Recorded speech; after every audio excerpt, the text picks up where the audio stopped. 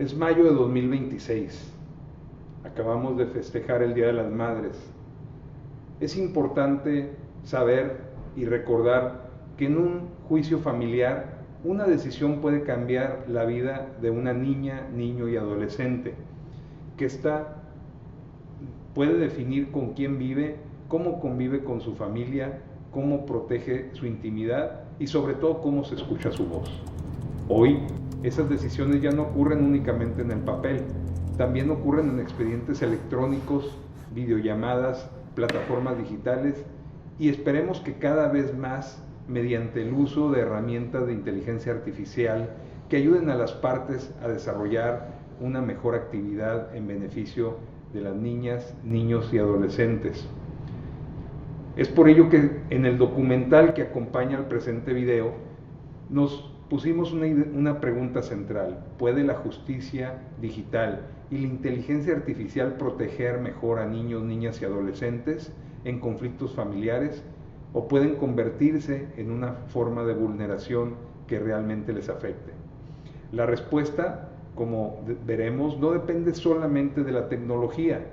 sino del marco normativo, la ética profesional, la capacidad institucional para poner al centro el interés superior de la niñez. Por ello, y como sabemos, en México el punto de partida es el artículo 4º constitucional que reconoce el principio de interés superior de la niñez.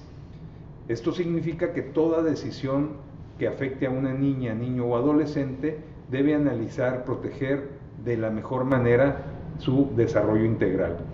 A ello se suma la Ley General de los Derechos de Niñas, Niños y Adolescentes, los tratados internacionales y los criterios que han sido emitiendo por la Suprema Corte de Justicia de la Nación. En materia familiar, por otro lado, no basta resolver un conflicto entre adultos. La autoridad debe tener la capacidad de identificar cómo impacta esa decisión en la vida, estabilidad, intimidad, salud emocional y proyecto de el niño, niña y adolescente. Imaginemos solo un caso, un conflicto de guardia y custodia. La madre solicita medidas para proteger la estabilidad emocional de su hijo. El padre argumenta que le ha sido limitado injustificadamente la convivencia con él. El niño expresa temor, confusión y cansancio por el conflicto entre los adultos. Jurídicamente, el caso trata sobre custodia, convivencia y posiblemente alimentos, pero emocionalmente trata sobre el miedo, lealtades divididas, incertidumbre y necesidades de estabilidad de la niña, niño o adolescente. Si el expediente se digitaliza sin cuidado, podría entonces exponer datos sensibles: la escuela, el domicilio, los diagnósticos obtenidos del menor, incluso de los adultos, las evaluaciones psicológicas o detalles familiares íntimos. Es ahí donde en un ambiente controlado de uso de inteligencia artificial, esta puede ayudar a organizar la información, detectar datos sensibles, elaborar versiones públicas, buscar en apoyo del juzgador o de las partes jurisprudencia o hechos que ayuden a mejorar una conciliación entre los adultos en beneficio de la niña, niño o adolescente. Pero también puede fallar al reproducir sesgos, interpretar de forma incorrecta un contexto familiar o generar conclusiones aparentemente objetivas sin explicar cómo es que se llegó a estas conclusiones. En derecho familiar, una recomendación tecnológica no puede sustituir a la escucha judicial directa, la prueba pericial, la valoración humana ni la perspectiva de infancia. Es por ello que, a diferencia de otros trabajos audiovisuales centrados únicamente en opiniones o testimonios, esta investigación buscó apoyarse principalmente en fuentes oficiales, documentos institucionales y criterios jurídicos emitidos por organismos nacionales e internacionales, sobre todo especializados en derecho de niñas, niños y adolescentes, justicia familiar y la justicia digital, en la que nos encontramos en vía de implementación en todo México para la materia familiar y civil. El punto de partida, como ya dijimos, el 4º constitucional, que reconoce el principio de interés superior de la niñez como el eje rector de toda decisión que afecte a las niñas, niños y adolescentes. ya que este principio no representa únicamente una declaración abstracta, sino por el contrario, en la práctica obliga a que cualquier autoridad jurisdiccional, administrativa o incluso tecnológica coloque la protección integral de la niñez por encima de cualquier interés procesal, burocrático o meramente técnico. Es a partir de ello que esta investigación pues incorpora el análisis de la Ley General de Derechos de Niñas, Niños y Adolescentes, la cual desarrolla derechos fundamentales relacionados con la identidad, con la intimidad, con la protección de datos personales, con la participación y el acceso a la justicia y por consecuencia el desarrollo integral de la niña, niño o adolescente. De igual forma, se consultaron criterios emitidos por la Suprema Corte de Justicia de la Nación a través del Semanario Judicial de la Federación, especialmente aquellos relacionados con perspectiva de infancia, guarda y custodia, autonomía progresiva, derecho a ser escuchados y protección reforzada de datos sensibles en asuntos familiares y en beneficio de niñas, niños y adolescentes. Por otro lado, dentro del ámbito internacional, y como lo hemos visto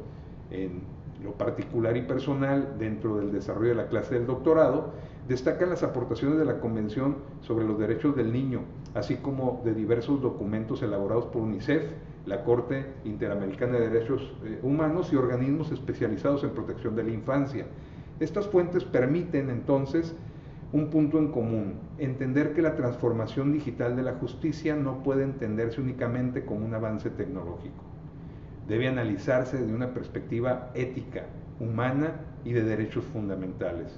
La investigación también recupera información de micrositios institucionales y plataformas públicas de consulta jurídica. Entre otras destacan los portales, como ya lo dijimos, de la Suprema Corte, del Consejo de la Judicatura Federal, del DIF Nacional, de la Comisión Nacional de Derechos Humanos y de organismos internacionales dedicados a la protección de niñas, niños y adolescentes, ya que estos espacios digitales contienen protocolos, jurisprudencias, guías de actuación, recomendaciones, materiales de sensibilización y sobre todo documentos especializados que evidencian cómo la tecnología ya forma parte de la protección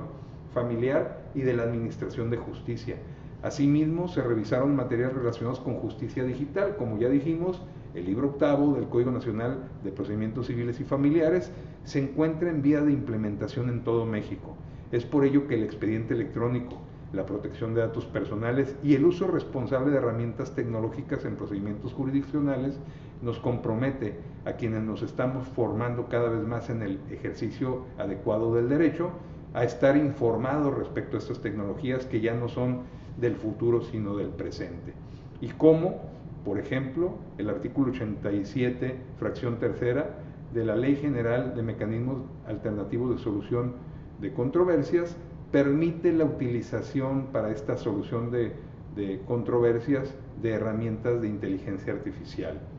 Es por ello que uno de los principales hallazgos encontrados consiste en que la inteligencia artificial y las plataformas digitales pueden representar herramientas útiles para agilizar los procesos, para facilitar el acceso a la justicia y con ello mejorar mecanismos de protección. Sin embargo, es importante no perder de vista también que estas herramientas generan riesgos importantes cuando se utilizan sin controles adecuados, pero sobre todo sin la capacitación necesaria para el adecuado uso de las mismas. Entre esos riesgos encontramos que destaca la exposición de datos sensibles, la revictimización digital, la reproducción de sesgos familiares o de género, así como la posibilidad de deshumanizar decisiones que requieren sensibilidad jurídica y análisis individualizado. Es por ello que tanto la doctrina especializada como los organismos nacionales e internacionales y un servidor coinciden que la tecnología y su uso en asuntos familiares debe encontrarse siempre subordinados al interés superior de la niñez, a la dignidad humana y a la protección reforzada de los derechos de las niñas, niños y adolescentes. Y para ello no es solo prepararse y especializarse en relación con estos derechos de niñas, niños y adolescentes, sino además prepararnos hacia las nuevas formas procesales que este Código Nacional nos dirige en su libro octavo. Finalmente, esta investigación busca demostrar que el futuro derecho familiar no dependerá únicamente de la innovación tecnológica, sino de la capacidad del uso en el sistema jurídico para que estas herramientas sean integradas sin perder de vista el elemento más importante de cualquier procedimiento familiar, que es la protección integral de las personas, todas involucradas en un juicio de manera familiar, de materia familiar, perdón. Es por ello que propongo 5 reglas mínimas para el uso responsable y ético de la inteligencia artificial y de la justicia digital en asuntos familiares. Primero, el control humano, entender que ninguna herramienta debe decidir por la autoridad. Claro, herramientas que apoyen a que esta decisión sea tomada en el menor costo y tiempo posible deberán ser siempre bien recibidas sin perder de vista la doble responsabilidad justamente del decisor. Segundo, la anonimización reforzada, ya que todo dato de niña, niño o adolescente debe protegerse con la rigidez que se requiere para estos casos. Tercero, una perspectiva de infancia donde toda decisión debe pasar por el filtro del interés superior. Cuarto, auditoría de sesgo, que la herramienta a utilizar permita realmente hacer estas auditorías para valorar que se están tomando las mejores decisiones, quizá a partir del uso de herramientas propias de la inteligencia artificial como los árboles de decisiones. Y quinto, la transparencia entendida como el derecho que tienen las partes de saber cuándo y cómo se usa la tecnología en el caso en el que ellos forman parte. Por otro lado, la justicia digital no debe verse como una amenaza, por el contrario, debe de verse como una herramienta de apoyo para fortalecer y agilizar los procesos de impartición de justicia, pero tampoco debe de verse como una solución automática a estos casos. En asuntos familiares la tecnología debe servir para proteger, no para exponer, para escuchar mejor, no para sustituir la voz de niñas, niños y adolescentes, para agilizar la justicia, no para deshumanizarla. Es por ello que sostenemos que el derecho privado no será únicamente digital, sino que deberá ser humano, ético, centrado en la dignidad y finalmente haciendo un uso responsable de todas las herramientas al alcance de los involucrados en beneficio de una mejor justicia, porque justicia tarde no es justicia, y no utilizar las herramientas que no son del mañana sino del hoy justamente nos llevan en el camino contrario a un mejor ejercicio del derecho. Abordé este tema justo por estar ampliamente vinculado con la perspectiva de mi trabajo de doctorado, que lleva por título Presente y futuro del uso de herramientas de inteligencia artificial en el contexto del derecho mexicano, y donde justamente el Código Nacional de Procedimientos Civiles y Familiares, por entrar en vigor el 1 de abril de 2027, en vinculación justamente con la Ley General de Mecanismos Alternativos de Solución de Controversias, que como ya mencioné en su artículo 87, fracción tercera, permite el uso de herramientas de inteligencia artificial, nos pone cada vez más en el contexto de no perder de vista cómo estas herramientas pueden ayudar y contribuir para una justicia más rápida, más eficiente y más en beneficio del interés de la niñez de manera reforzada. Muchas gracias.